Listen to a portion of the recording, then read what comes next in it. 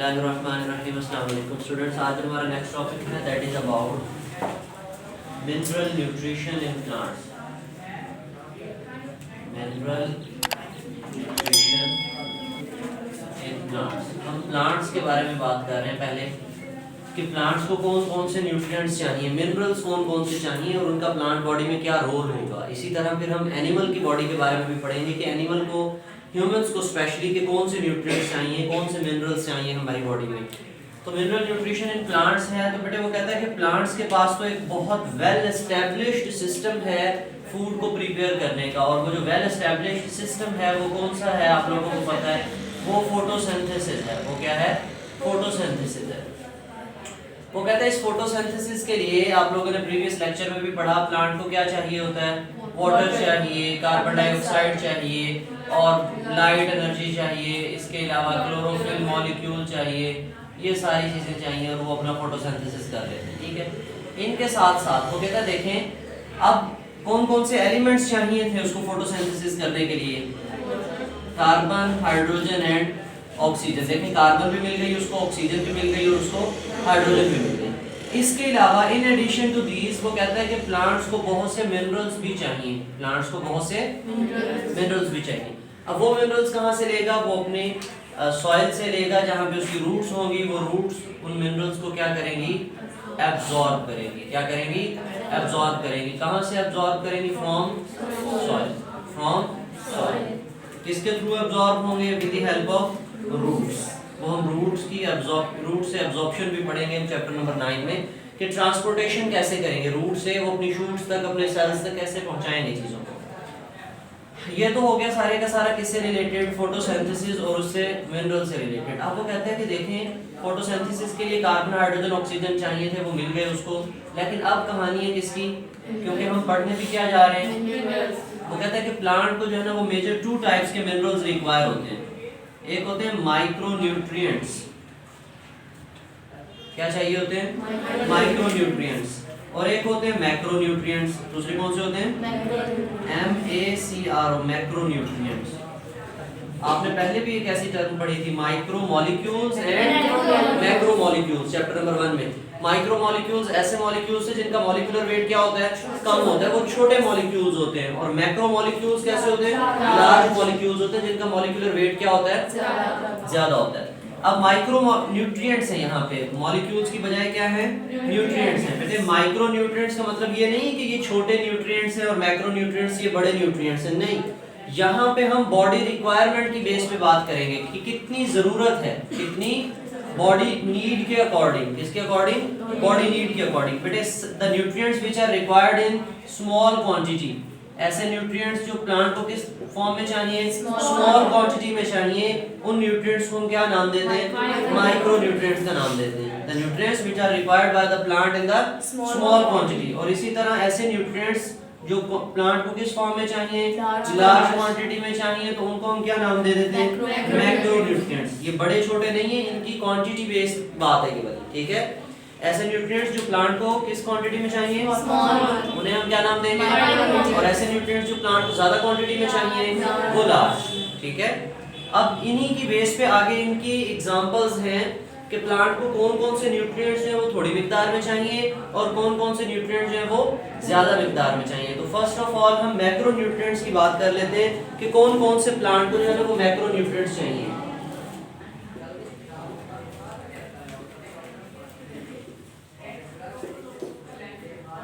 अब ये जो मैक्रो न्यूट्रिएंट्स हैं अंडरस्टूड है कि they are required in large quantity, ज्यादा मिकदार में चाहिए। ठीक है, जब हम एनिमल्स की बात करेंगे तो हम उनके लिए एक क्वांटिटी भी डिफाइन कर देंगे कि कितनी मिकदार होगी तो हम उसको लार्ज क्वांटिटी कंसीडर करेंगे और कितनी मिकदार होगी तो हम उसको स्मॉल क्वांटिटी कंसीडर करेंगे। वो हम मेजर एंड ट्रेस मिनरल्स में हम उसकी बात पढ़ लेंगे। किसमें पढ़ लेंगे?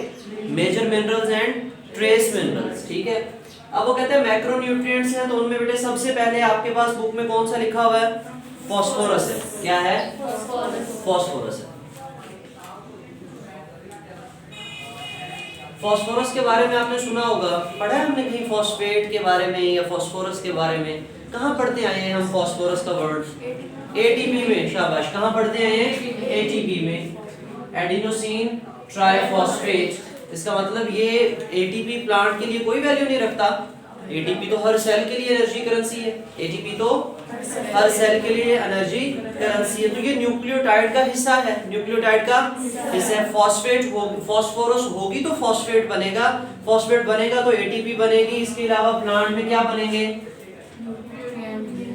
न्यूक्लियोटाइड्स बनेंगे। क्या बनेंगे?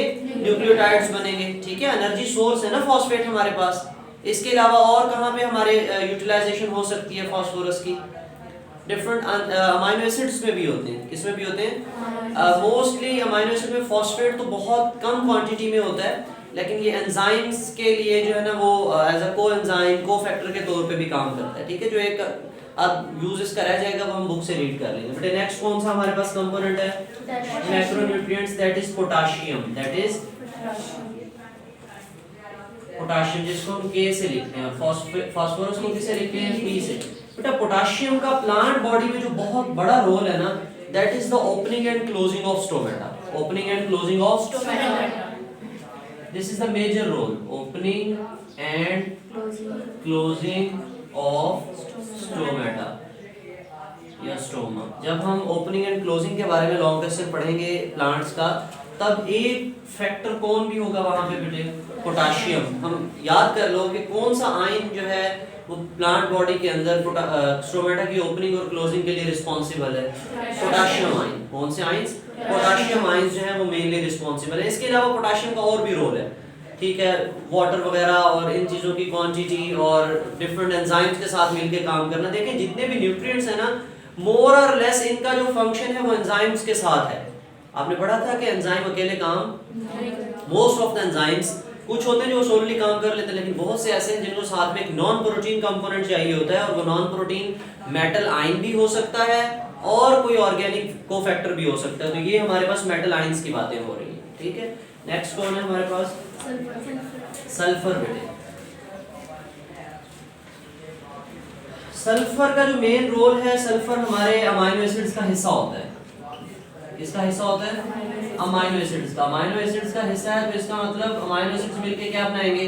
प्रोटीन बनाएंगे। क्या बनाएंगे? प्रोटीन बनाएंगे। सिंपल सी बात है, प्रोटीन बनेगी तो डिफरेंट साथ में क्या भी होंगे? All the enzymes are made up of protein. तो इसका मतलब हम ये भी कह सकते हैं सल्फर हमारे अमाइनो एसिड्स का हिस्सा है, हमारी प्रोटीन का हिस्सा है, हमारे एंजाइम्स का हिस्सा है। एंजाइम्स की फंक्शनिंग के लिए कौन चाहिए? सल्फर चाहिए। क्या चाहिए? अच्छा, इसके अलावा ना देखें, ये तो हम जनरल लिख रहे हैं, कुछ ऐसे न्यूट्रिएंट्स भी होंगे, मिनरल्स भी होंगे जिनका प्लांट बॉडी में ग्रोथ में बहुत ज्यादा रोल होगा। कहीं पे उसका सीड जो है वो जर्मिनेट हो रहा है, बीज उग रहा है, तो सीड जर्मिनेशन के लिए कुछ खास न्यूट्रिएंट्स रिक्वायर होते हैं। फिर प्लांट को जब फ्लोरिंग स्टेज होती है, फूल लग रहे होते हैं, फ्रूटिंग हो रही होती है, तो उस वक्त कुछ खास न्यूट्रिएंट्स रिक्वायर होते हैं। लिग्यूमिनस प्लांट्स होते हैं जिनको फलियां लगती हैं, फलीदार पौधे होते हैं, उनकी रिक्वायरमेंट्स अलग होती हैं। तो प्लांट टू प्लांट वेरी करता है कि कौन सा न्यूट्रिएंट उसको कितना चाहिए, ज्यादा चाहिए या कम चाहिए। हम एक जनरल सी ओवरव्यू देख रहे हैं यहाँ पे। जी बेटे, इसके अलावा और कौन सा है? कैल्शियम है। क्या है? कैल्शियम है। अब ये जो कैल्शियम है हमारे पास, सेम वही बात कि ये कोफैक्टर भी चाहिए, ये एंजाइम्स के साथ मिलके काम करेगा। किसके साथ मिलके काम करेगा? एंजाइम्स के साथ मिलके काम करेगा। Clear?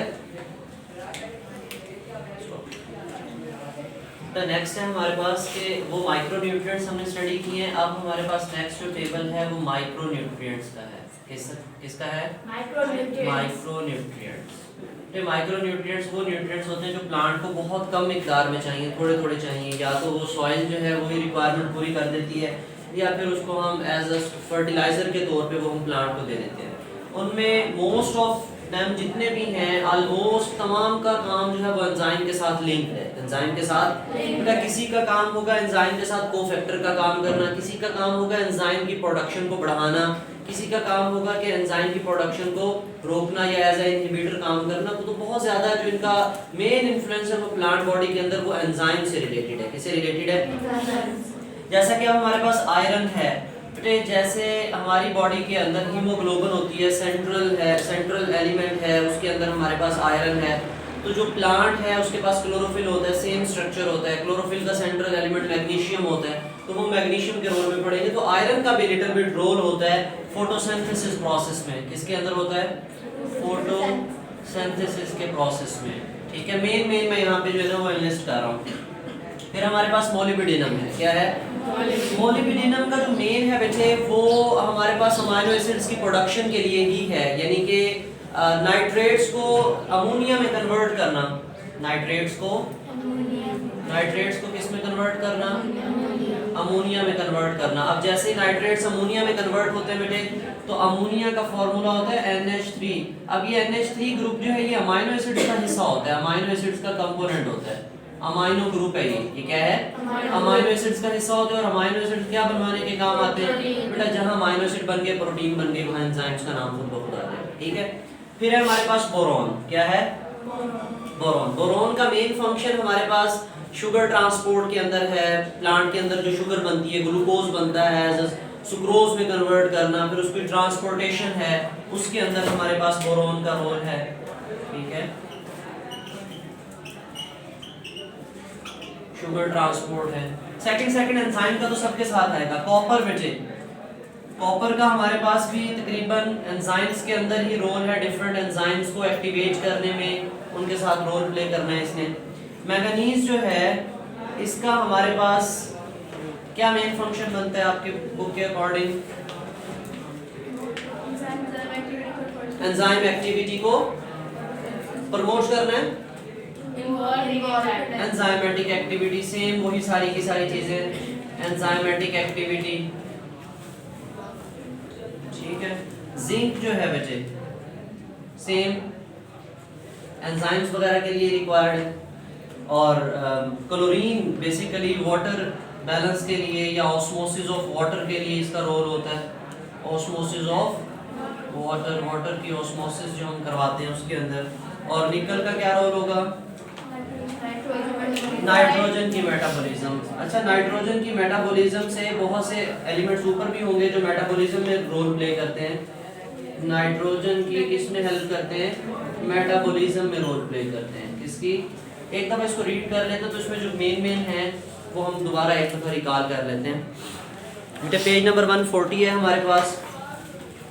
Plants have the most efficient system for the mechanism for autotrophic mode of nutrition. Plants get carbon, hydrogen and oxygen from carbon dioxide and water. In addition to these elements, plants also require mineral elements for the various activities and structures. The nutrients which are required in the large quantities are called macronutrients. Carbon है, hydrogen है, oxygen है, nitrogen है, और इसके अलावा कौन कौन से? मैग्नीशियम, पोटेशियम, ETC, और भी काफ़ी सारे आपकी बुक में जनरल है।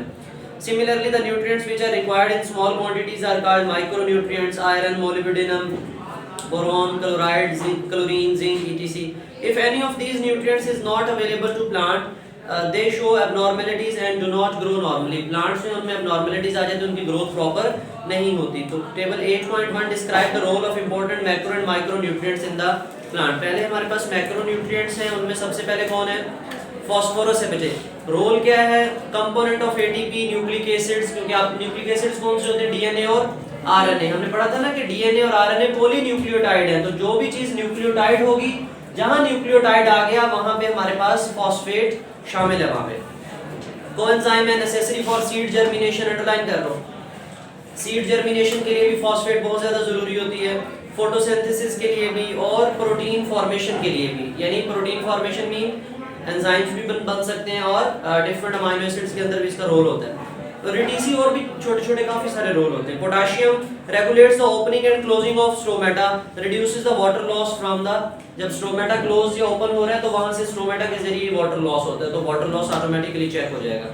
Sulphur component of protein, vitamins and enzymes. Sulphur किस किस चीज का कंपोनेंट होता है? प्रोटीन्स का भी, विटामिन्स का भी और एंजाइम्स का भी। कैल्शियम है activates the enzyme and is a structural component of cell wall, underline करो। सेल वॉल का भी कंपोनेंट होता है डिफरेंट ऑर्गेनिजम्स की। Influence the water movement in the cell, एक तो एंजाइम्स में रोल है, वाटर मूवमेंट में है और सेल वॉल में बहुत ज्यादा इसका रोल है। माइक्रोन्यूट्रिएंट्स हैं और role in the plant life क्या है? Iron necessary for photosynthesis and activates many enzymes. Molybdenum component of the enzymes that reduces the, यानी कि यहाँ पे रिडक्शन के लिए यूज हो रहा है। नाइट्रेट्स को किसमें कन्वर्ट किया जाता है? अमोनिया में। और अमोनिया जो है ना वो अमाइनो ग्रुप होता है उसमें, और वो अमाइनो एसिड्स का एक नेसेसरी कंपोनेंट है। अगर अमोनिया या अमाइनो ग्रुप ना हो तो वो अमाइनो एसिड ही नहीं कहलाते, ठीक है। तो important building in the amino acids बनेंगे, प्रोटीन बनेंगे, एंजाइम्स बनेंगे। Boron important in the sugar transport में बहुत ज्यादा अहम है। सिमिलरली सेल साइकिल जो हमने पढ़ा था, सेल डिवीजन के लिए भी इंपॉर्टेंट है। And synthesis of the certain enzymes की सिंथेसिस में इसका रोल है। Copper component of the several enzyme, manganese involve in the enzyme activity. कौन से एंजाइम स्पेशली जो कहां पे रोल प्ले कर रहे होते हैं? फोटोसिंथेसिस में, रेस्पिरेशन में और नाइट्रोजन मेटाबॉलिज्म में। इन तमाम जगहों के जो एंजाइम्स हैं उन एंजाइम्स के अंदर मैंगनीज का रोल है। Zinc require in large number of enzymes, हमारी बॉडी में भी जिंक का बहुत ज्यादा एंजाइमेटिक रोल है।